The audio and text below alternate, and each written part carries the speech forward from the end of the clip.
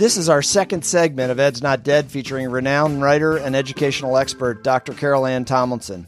In our first installment, we talked to Dr. Tomlinson about the research ideas and processes that support differentiation. In this segment, we're going to dive into the implementation of differentiation and how it works in classrooms. How psyched are you guys to have Dr. Tomlinson back on the show? Bonus, more. It is, so excited. It's the bonus segment. All right, welcome back, Dr. Tomlinson. Thanks. Looking forward to part two. Part one was fine, so I'm optimistic about part two as well. All right, so I'm going to lead with the first question. I am just about done a 188-page dissertation. But who's counting? Yeah, who's counting? I'm very proud of how long it was. And it's on how to restructure middle schools to increase achievement. And one of the rationales of the dissertation is that the organizational structures in secondary education make it very difficult for teachers to differentiate, namely the 7-period day, the 47-minute class. So I was wondering about your thoughts about how you've worked successfully with secondary teachers to bust through that barrier of time in secondary classrooms. Well, I guess I'd say two things there. One is, of course, that time is the teacher's greatest gift and the teacher's greatest curse. It's what we have to move forward, and there's never enough of it. So time is something that teachers continue to think about. I would always take longer blocks of time rather than shorter ones, although you may have had experience with the notion that when folks go to more modular schedules where there are longer periods, either always or some of the time, that makes us nervous too, because we don't know quite what to do with that stuff. That's and we think about the squirmy little middle school kids that might not want to sit still for 90 or 120 minutes, and we kind of would like to have the 45-minute period back. Yeah. But it's clearly, once you get accustomed to that new format, it gives you much opportunity to be able to do many lessons with the whole class and then have them working in different configurations for a period of time and then bring them back together for closure. And that's a lovely thing.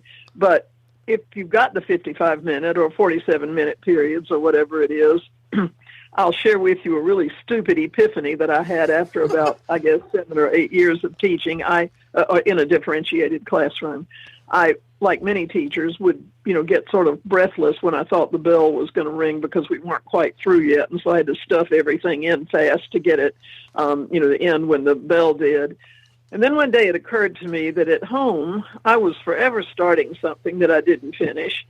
And I just put it down in a place where I could find it. And then when there was time, which might be a week or two later, I'd come back and pick it up.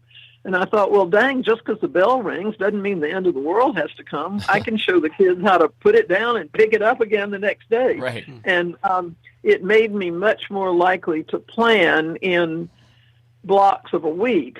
Here's what I'd like to think we could finish in all these class periods put together versus I can only plan what I can get done in exactly 47 minutes. Mm-hmm. And that was really liberating, and dumb as it is, it was a very important breakthrough for me.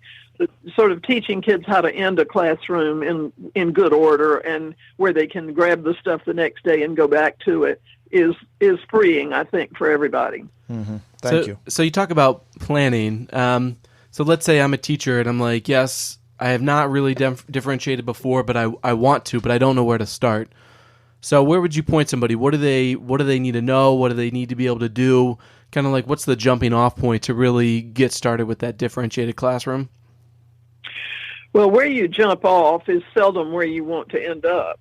But in the jumping off process, I think it is the jumping off that matters. And so I just try something. I don't think there's a recipe.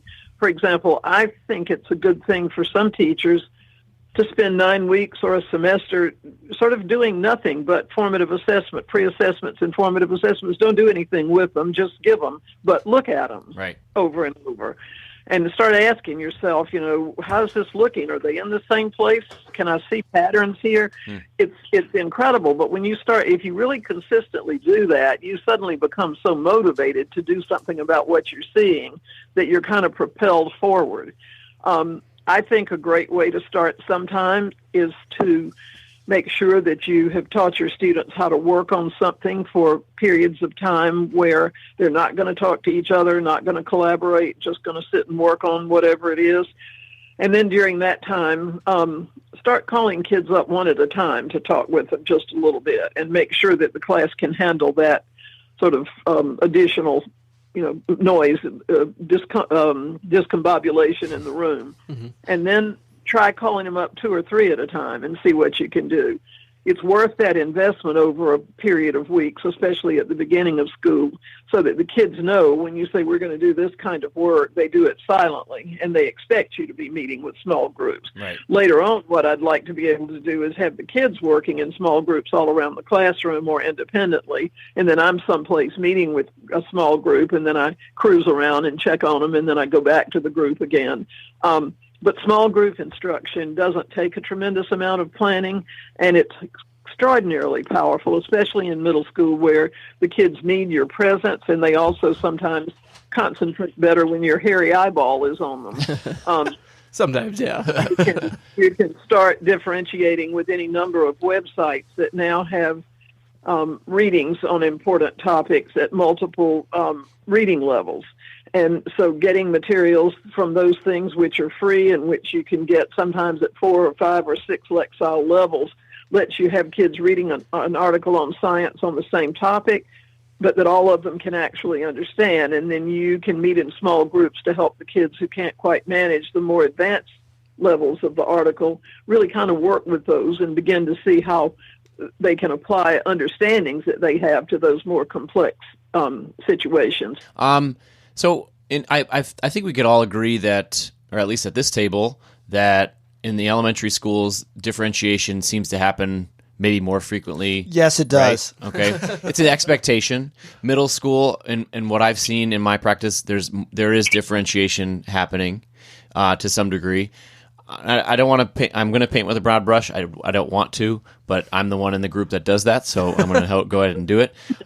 It seems like in high school, the differentiation, or as they move up in grade levels, differentiation diminishes greatly. And I don't know if that has to do with tracking or just I'm not really sure why it's happening, but do you see the same thing? And if so, what kind of suggestions do you have to help high school teachers, 9 through 12, start differentiating their instruction in a way that is really responsive to kids' needs? So I'm going to say something that's really hard for you guys. A lot of that has to do with the quality of leadership in a building. Sure. I don't know that you can just say something that's going to flip a switch for a teacher and suddenly everything's going to change. Right. But if it's a mission in a school and if there's constant conversation about the signs that we have that we're failing some kids and doing better by others, and looking at examples among us of teachers who are trying to figure out a way to get the kids where they are, and over and over and over, looking at that logic and the mandate that we have to give the best that we've got to every kid, not to put some of them in situations where they're going to always be lost or where people are going to teach down to them. Sure. The logic is just as profound, but I think it takes a certain kind of leadership and what a colleague of mine calls the Huggins Philosophy, letting the teachers know that you're in their court and what they do matters to you because it matters to kids in the community, but also saying, so therefore I need to see this, or by this point, let's be going on this, and talking about it, being in the classroom and changing the culture there. The more we begin to see school as covering information and not so much about teaching human beings, the more likely it is that we overlook the human beings. And in secondary schools, we have settled down comfortably with the idea that it's all about covering stuff and being sure we're telling the kids the right stuff. And the right stuff is what we think we should tell them, not what they're prepared to learn. That's not good logic any place, not at Yale, not at University of Virginia, not in a high school, not in a middle school, not anywhere. And we can all change. We just have to have both a vision for doing it and a great support system to get us there. Didn't you have a colleague at University of Virginia, Edie Hirsch, that was big on the dates and names and times and content? You bet. Yeah. Oh, good. Okay. Colleges are diverse places, but you know what? That's right. over. And by the way, he is not on the ed school faculty. I don't know that that's really germane to too much, but okay. I'm glad you pointed that out. That's good to know. An interesting thing with him over time is that he has begun looking more and more at helping teachers find the meaning, the big ideas, rather than just the facts. Right. That's kind of interesting to ponder. It is interesting to ponder. Okay, Mr. Krabs, go ahead. So, in talking about implementation again here, we talked about how students can benefit from being in the diverse classroom and walking around in small group instruction. So is there ever a circumstance in which students would benefit from being placed in a remedial class to fit their distinct needs? Or do you think that even within a heterogeneous classroom, you can still meet the needs of pretty much every learner? I don't think anything in this world can meet the needs of every man or every skier or every musician or every student. But I think we have so much more distance that we could go to span that gap that that becomes the smallest concern of mine. I have taught 12-year-olds who simply could not stay in public school any longer because they had learned what there was to learn there, and they were truly going nuts to be someplace where they could do advanced physics and work in medical labs. And those kids were just as ill-placed in heterogeneous classes. And by the way, in a 22-year career, I taught 2 of them. And on the other end, I have taught children who are so emotionally in knots that they can't stay in a room with anybody longer than 10 or 15 minutes without self-destructing, literally. So there will always be students who need varied degrees of support that they can't get in a regular classroom, but there's so many ways we can support them in there with specialists and with teachers who increasingly understand what to do to make classes good for them, that I think rather than saying, okay, well, let's look for all the loopholes we can find, we need to start with what is it we're going to do to see how much of the waterfront we can deal with here. And then when we see an exception, we'll figure out what to do. Focus on the superpowers, not the deficit. Yeah, for just sure. like Zaretta said. You bet. You bet. Carol, thank you so much. Just before we go, is there any work that you're doing lately that you'd like to share with the Ed's Not Dead audience? Because we have teachers, principals, parents. We have lots of different people that listen to us, and we'd like to get out what you're currently working on. Well, I have just finished publishing with David Sousa a second edition of Differentiation in the Brain. Oh, nice. How neuroscience supports the learner-friendly classroom. It's a solution tree publication. And that's a really nice one to see the blending of what we know from how the brain learns increasingly these days and what we're advocating in differentiation.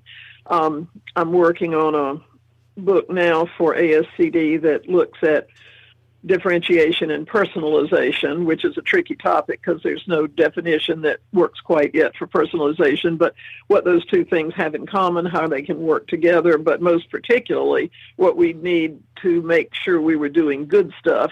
It's not the word differentiation or personalization that's going to save anybody, us or the kids. Mm-hmm. It's the quality of what we do in the name of those things. So I'm working with that as well, and also having a good time, not as often as I'd like, but from time to time, visiting a local high school here where high school teachers are doing some really energizing work with teaching in heterogeneous classrooms and working with the philosophy of teaching up, planning first for the most advanced kids and then differentiating to scaffold other kids up to that point.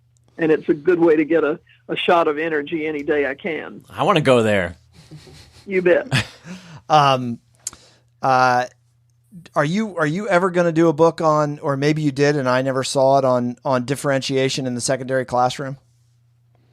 I haven't done one specifically on that, although of course there are always secondary examples, but that would be an interesting thing to do. I would enjoy doing it. Yeah. I would also point you to a book by 2 of my former students. It's great fun when your students grow up and start, awesome. Yeah. Doing stuff that makes you not only proud, but it's good because it kind of agrees with you. So we're all wonderful people here. Yeah. But Christina Dubet, Doubet, and Jessica Hockett have written a book on differentiation in the secondary grades.